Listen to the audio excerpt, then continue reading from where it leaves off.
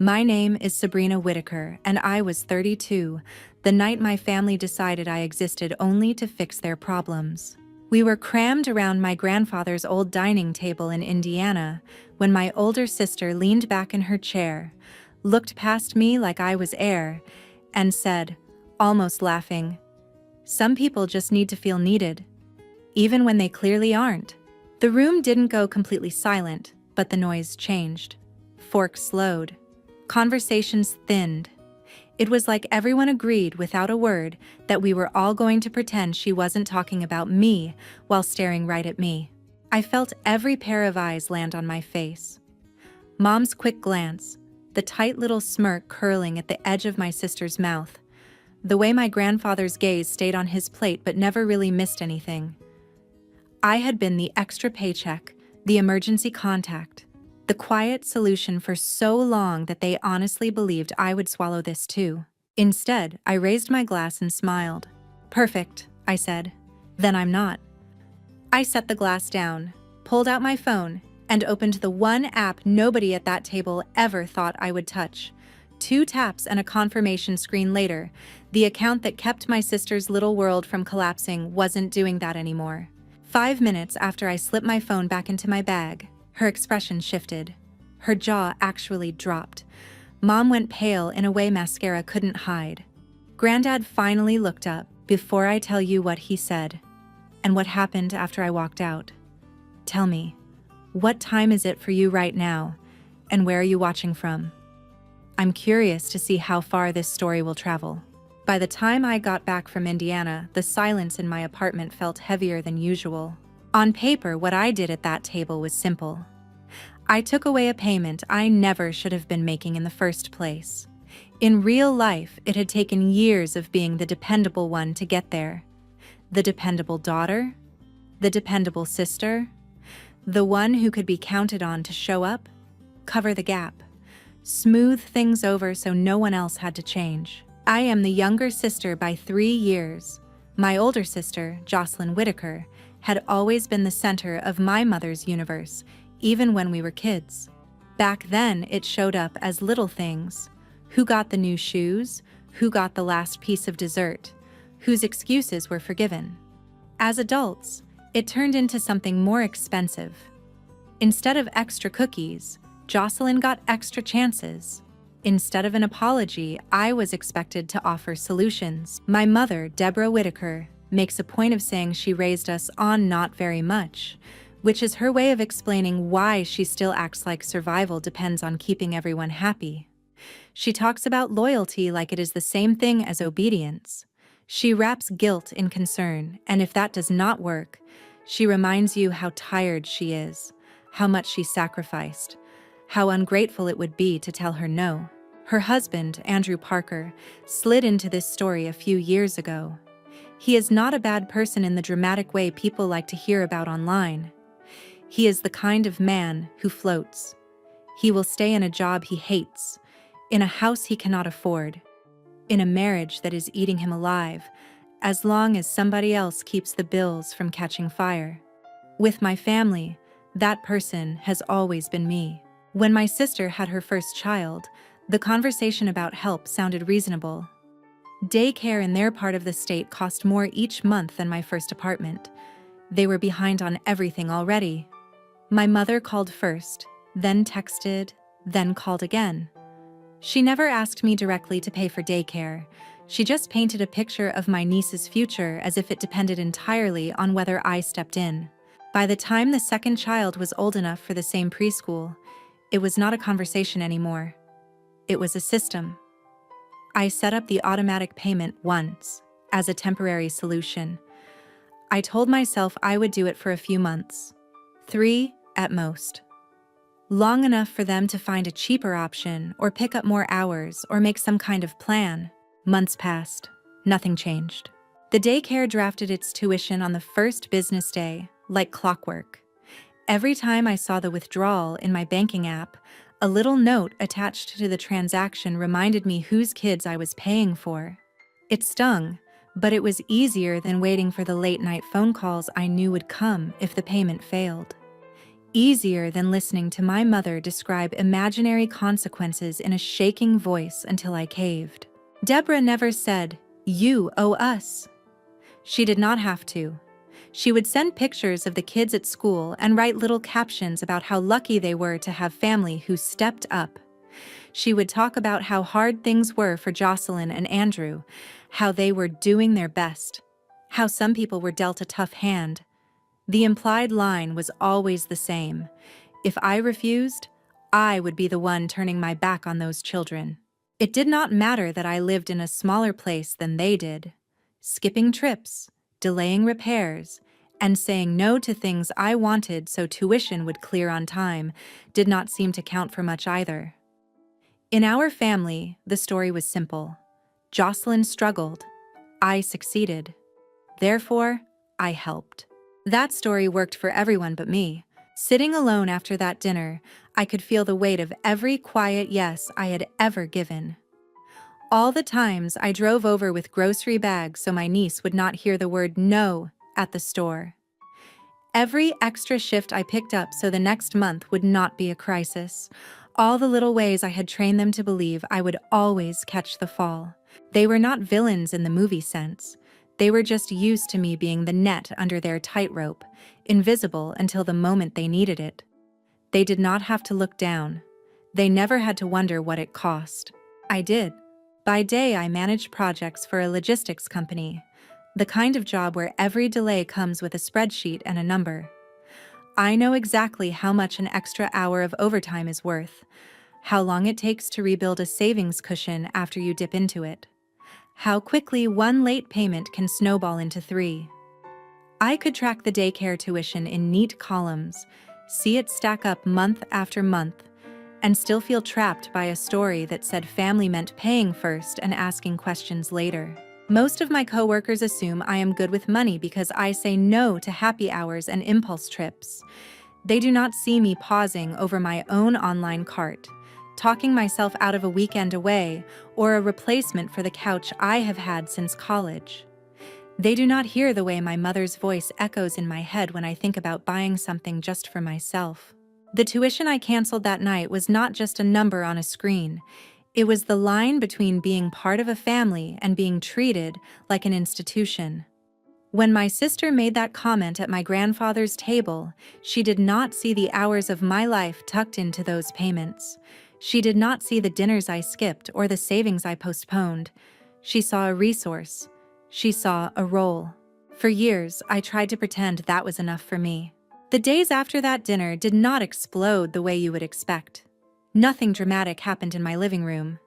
No one showed up at my door with tears or suitcases. The first wave came the way most things in my family do now, through my phone. My mother called before I even finished the drive back from Indiana. I let it ring. When she called again, I turned the volume down and watched her name light up the screen until it stopped. A few minutes later, a text came through, long enough that the preview cut off halfway. I did not open it. I already knew the rhythm. It would start soft, then sharpen. By the next morning, there was a stack of missed calls waiting for me, along with 3 new messages, all from her. One mentioned my sister's kids. One mentioned how thin the margins were for people who did not have my job. The last one asked what had happened to the girl who used to care about family more than money. None of them asked why I had been the one paying in the first place. I went to work on time, just like always. My projects did not pause for family drama. Shipments still needed to move. Drivers still needed route updates. Every time I set my phone face down on my desk, another vibration rolled through. I did not pick up. If I gave my mother even a sliver of space, she would wedge herself in and start rearranging the facts. Around lunch, I stepped outside, not to call her back, but to breathe. I scrolled through the notifications, missed calls, voicemails, a new text, this time from my sister. She did not bother with greetings. Her first message was a paragraph of outrage, typed without commas, about how I had humiliated her in front of our grandfather. She said I had blindsided her. She said normal people did not make financial threats at family gatherings. She said she could not believe I would take it out on her children. I read it twice, not because I was shocked by what she said, but because it was so familiar. The same story, told again. She was the victim. I was the weapon. My refusal to keep paying was not a line, it was an attack. I did not answer. An hour later, a shorter message followed. It said, "You are not really going through with this." No question mark. Just a statement that assumed I would fold. For years, I had. I locked my phone and went back to my desk. The first voicemail I listened to that week was not from my mother or my sister. It was from my grandfather. His voice was slower than I remembered from childhood, but it carried the same careful weight. He said he did not want to interfere. He said he had watched things pile onto my shoulders for a long time.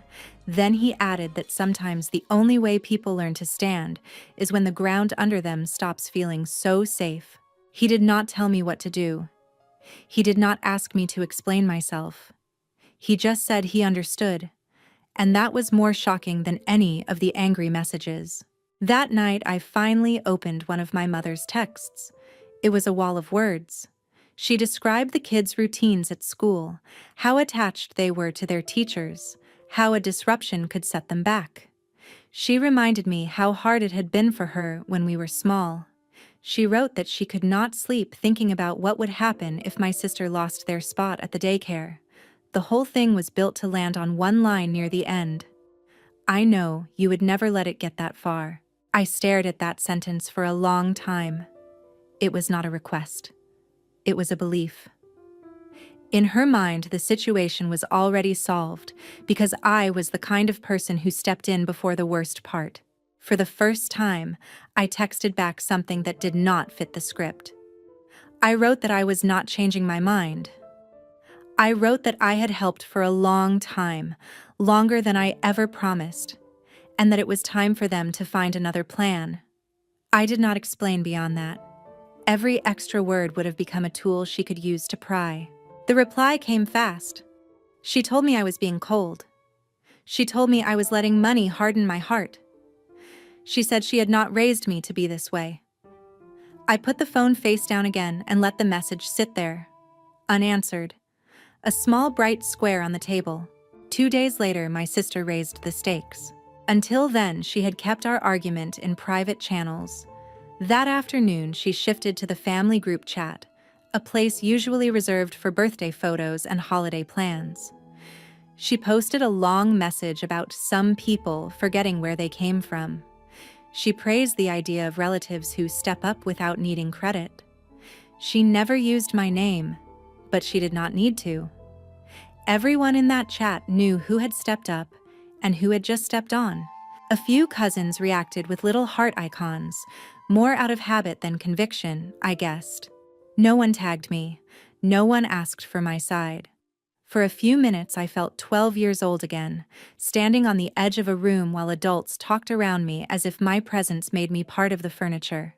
Then a second message appeared, this one from my grandfather. He did not write much. He never does. He simply replied under my sister's speech with a single sentence. "Sometimes loving your family means letting them learn on their own." The chat went quiet after that. I put my phone away and sat with the strange feeling of having someone on my side, even quietly, even from a distance. By midweek, I went to work, kept trucks and timelines moving, then came home and set my phone on the counter like it might go off in my hands. The screen lit up with names I knew by heart.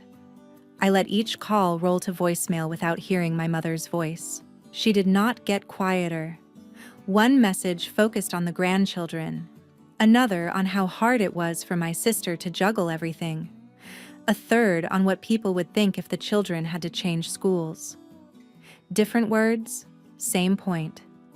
I was supposed to fix this. My sister stayed silent for almost 2 days. Then, on a Thursday afternoon, she sent a short message that did not look like the others. "We need to talk. Today. In person." There was no apology, no hint of compromise, just urgency. I stared at it in the glow of my computer screen and tried to decide whether meeting her was a mistake. Not going would mean more messages, more calls, more attempts to drag other relatives in. Going meant walking into whatever speech she had rehearsed. I told her I had an hour after work. She picked the place without hesitation, a strip of parking spaces across from the preschool where her children spent their days. She wanted the building in the background, the sound of kids on the playground, every prop she could get. The sun was low when I pulled in. Parents were buckling toddlers into seats, carrying art projects and backpacks. I parked at the edge of the lot and turned off the engine. For a few seconds, I just sat there, listening to the noise on the playground and my own heart thudding in my ears. My sister's car was already there. She leaned against the hood with her arms folded, eyes on me as I stepped out. There was no hug, no small talk. She went straight for the wound. "I cannot believe you did that," she said, "at Granddad's table in front of everyone." Her voice carried just enough to reach me and no farther.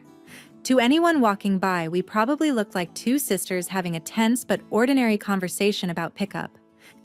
I did not answer right away. The old version of me would have started explaining, filling the silence with context, apologizing for how things looked. This time, I let the pause stretch. "You humiliated me," she said when I did not rush in. "You made my life a spectacle.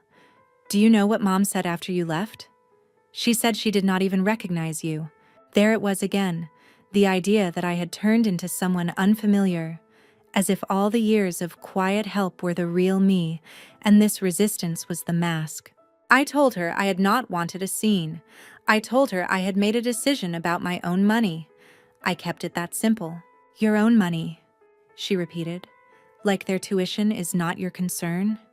Like you are not part of this family?"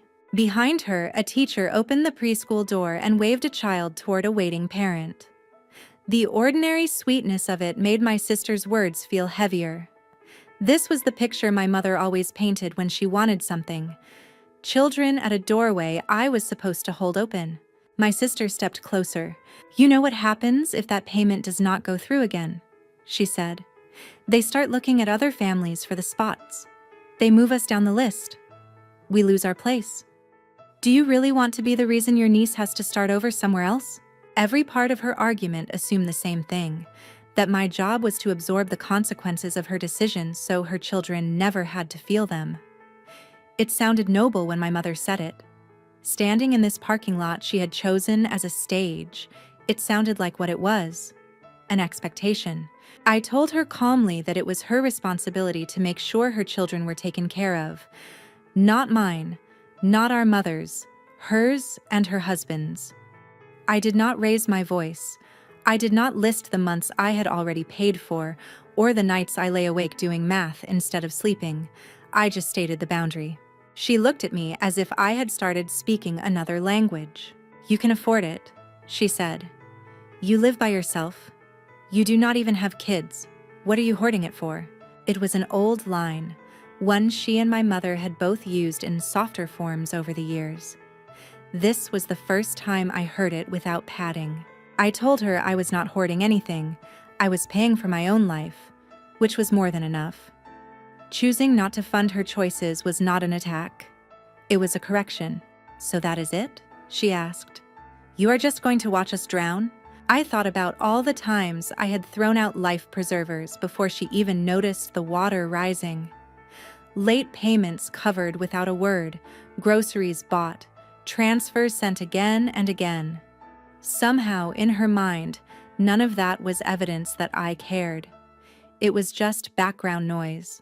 I told her I was not watching her drown. I was stepping out of the pool she kept dragging me into. We stood there for a minute, the gap between us wider than the few feet of asphalt. My sister shook her head like she had reached some sad conclusion about my character. "I do not even recognize you," she said again. Mom was right. I did not point out that for the first time in years I recognized myself. When I got back into my car, my phone buzzed again. This time, it was not my mother or my sister. It was a name that rarely appeared on my screen unless something serious was happening. My aunt, Kathleen Morris, had sent a simple message. "Call me when you have a minute. It is about your mother." By the start of the next week, the consequences stopped feeling theoretical. An email from the preschool landed in my inbox. The subject line was polite and firm. It mentioned an outstanding balance, a late fee, and the possibility of losing enrollment if the account was not brought current soon. My name sat at the top as the billing contact, even though I was no longer the one paying. I stared at it for a moment. The tone was gentle, but the meaning was clear. The safety net they took for granted was gone, and now the people actually responsible for the bill had to feel the ground under their feet. I forwarded the message to my sister and my mother without comment. No explanations, just a subject line that said, "This is not mine anymore." Minutes later, my phone buzzed. I did not recognize the number, but the area code matched the preschool. I stepped into an empty conference room before answering. A director with a calm voice asked if everything was all right. She said they had noticed the payment method on file had failed, and because my contact information was still attached to the account, they wanted to make sure they were speaking to the right person. I told her I was no longer responsible for tuition, that the parents would be handling it from now on. Saying it out loud to someone outside my family felt strange and solid. She thanked me and said they would follow up with my sister directly.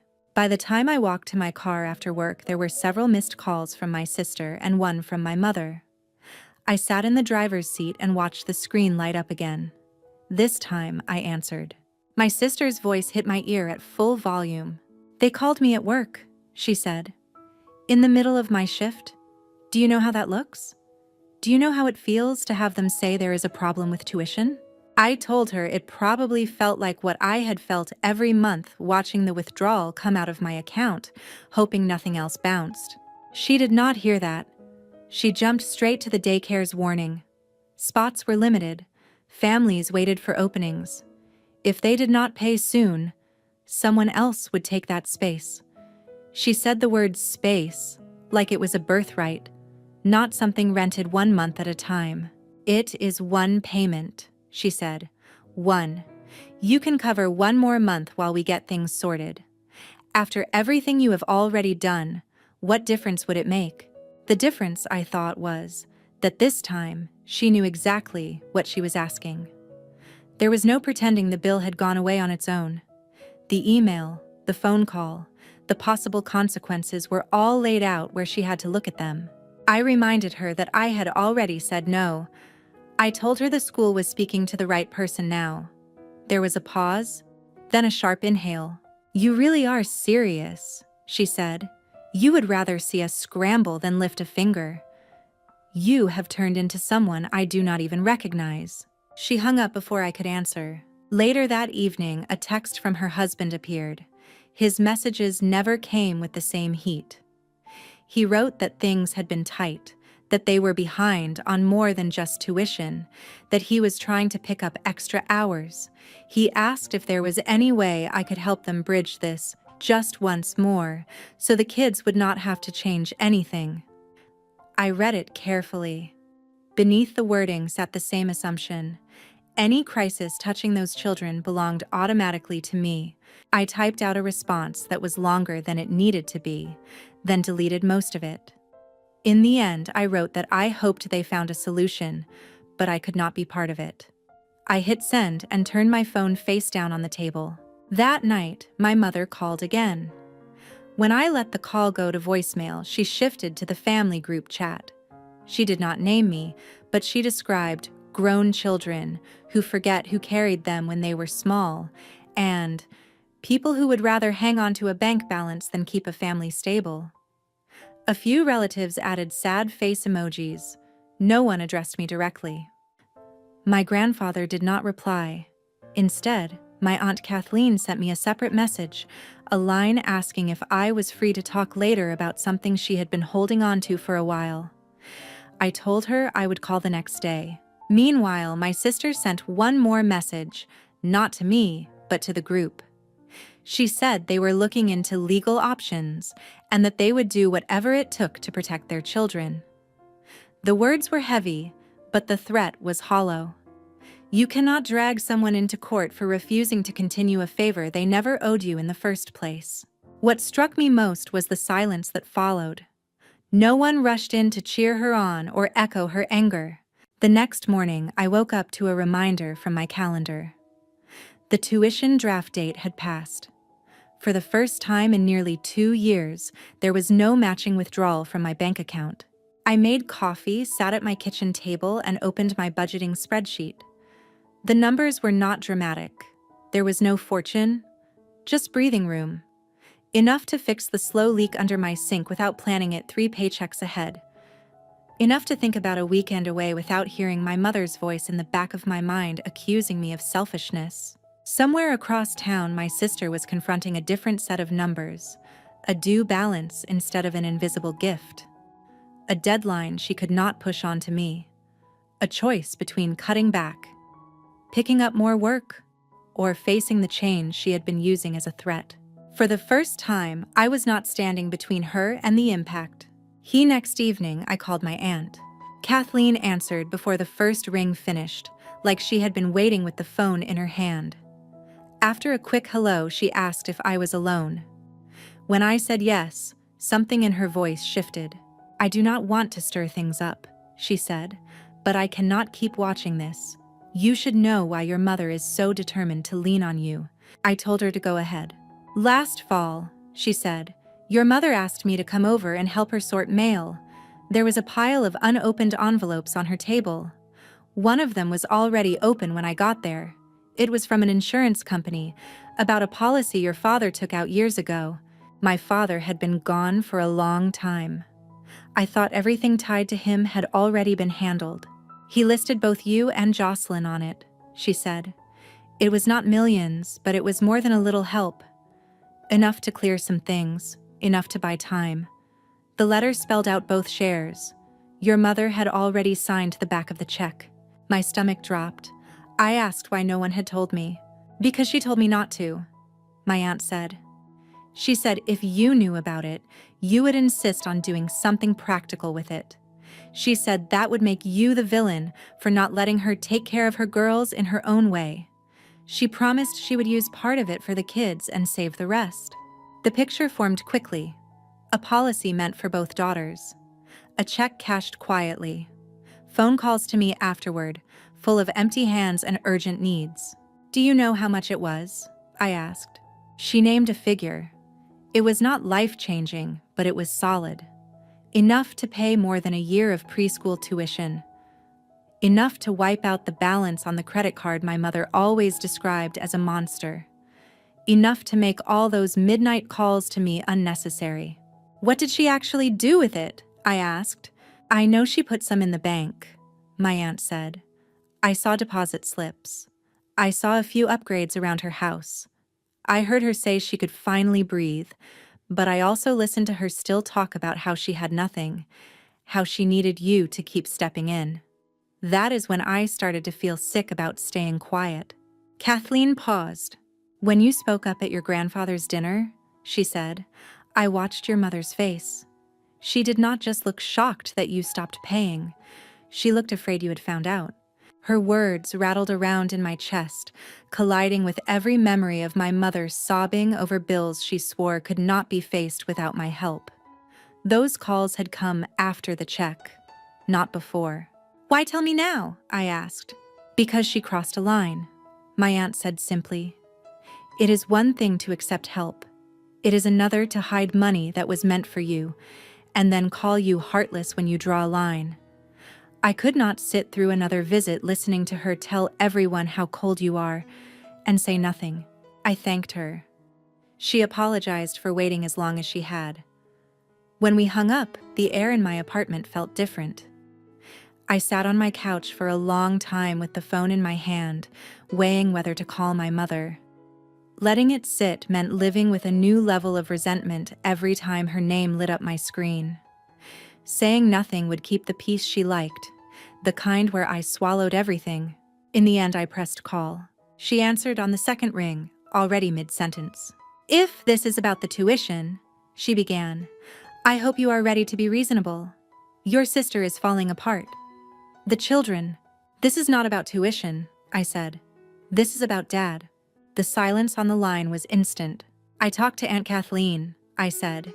She told me about the policy, about the check with both our names on it, about you signing it and keeping the money to yourself while telling me there was nothing. When my mother finally spoke, she did not deny it. She slipped straight into defense. I did what I had to do, she said. Your father trusted me to manage things. That money would have disappeared if I had handed it over. You have no idea how fast it goes when you are drowning in bills. I told her I knew exactly how fast money moved. I had been watching it drain out of my account every month to cover tuition she insisted she could not manage. She said she had used some of the money to catch up, to fix things around the house, to make sure there was a stable place for her grandchildren. She said I would have spent it on myself and regretted it later. You had more than a year, I said. In that time, you let me believe you had nothing. You let me carry your fear for you. You let me pay for something you could have handled yourself, at least for a while. And you called me selfish when I stopped. She said I was blowing things out of proportion, that I was ungrateful, that I did not understand how hard her life had been. She reached for old stories about her childhood, her struggles, all the ways the world had mistreated her, as if they were a shield she could hold up against any question.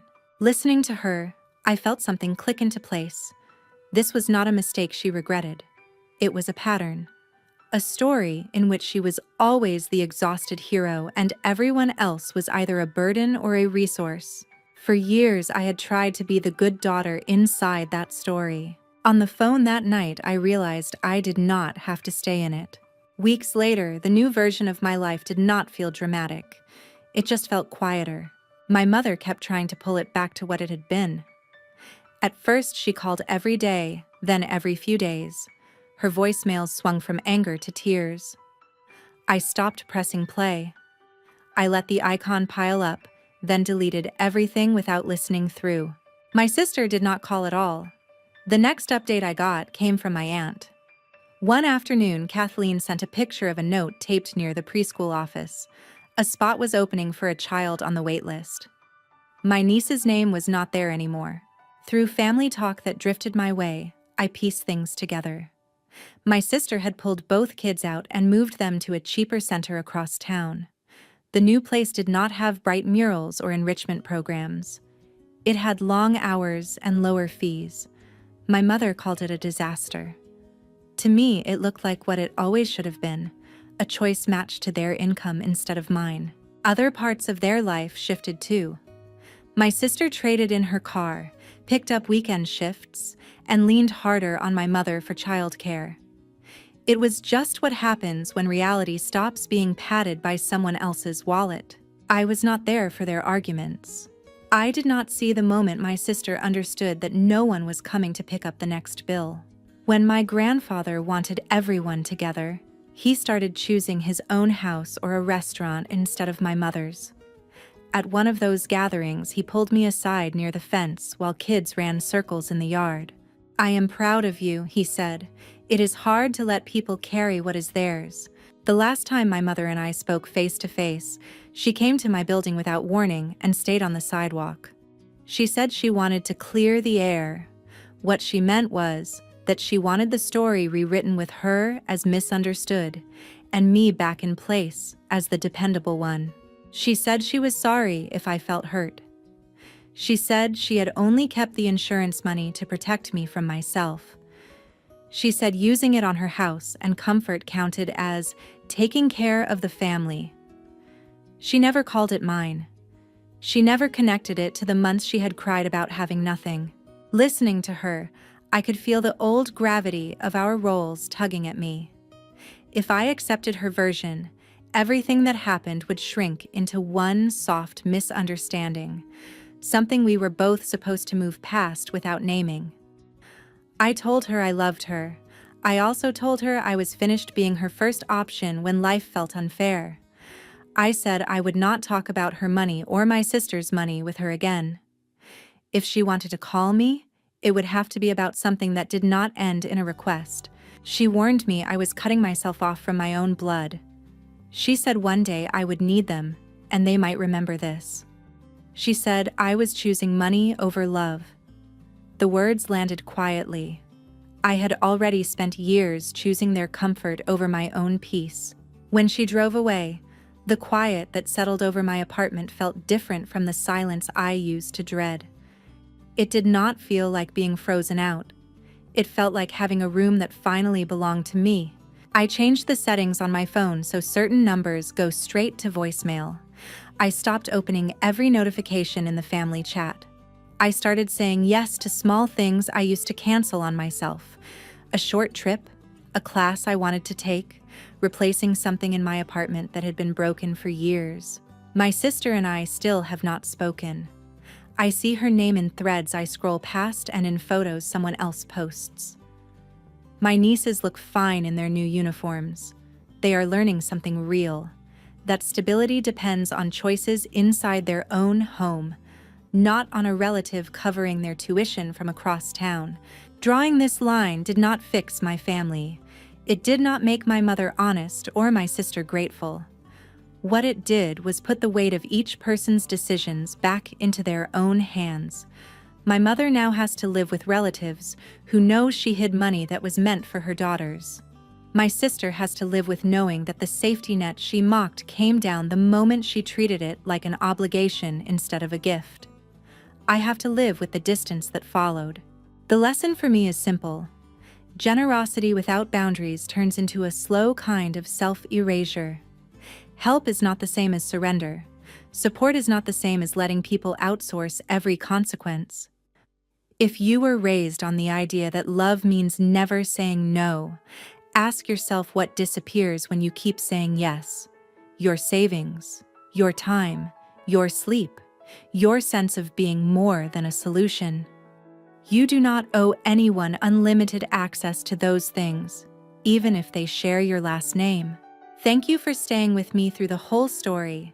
If any part of it felt familiar, you are welcome to share your version in the comments so someone else scrolling by might see themselves in your words and realize they are allowed to set a line too.